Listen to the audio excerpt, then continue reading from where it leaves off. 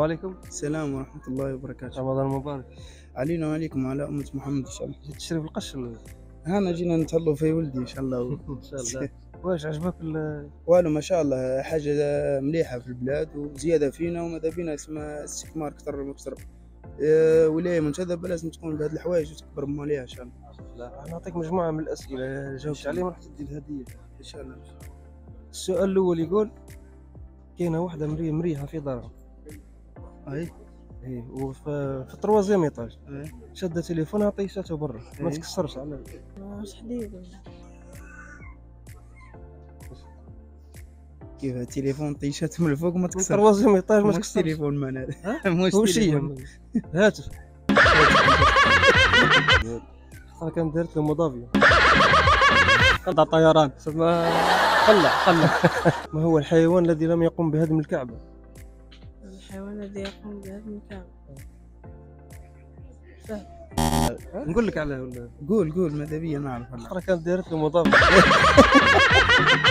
هذه ثاني جديدة.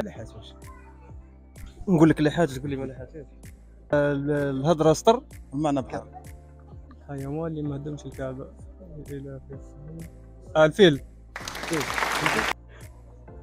الله أعلم. حيوان اللي ما هدمش الكعبة الفيل. الفيل. إجابة صح. فيل.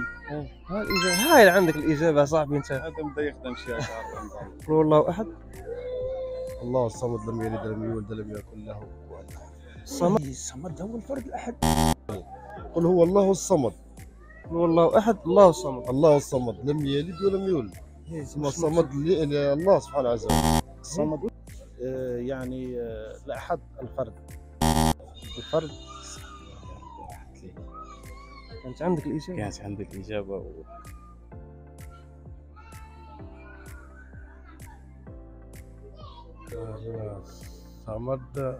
الصمد مفهومة في الآية. الصمد يعني هو اسم يعني كما نقولوا منسب الله سبحانه وتعالى.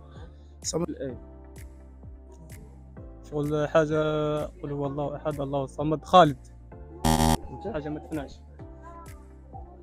صاحب المكان رفيع. الآية.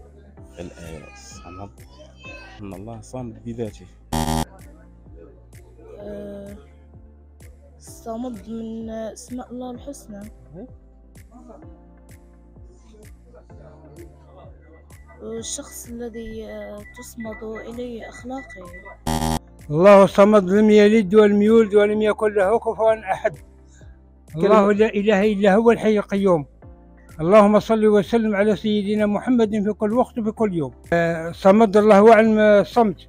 لا في صيام مقبول للأمة المسلمية كل إن شاء الله ويعود علينا بالخير والعافية.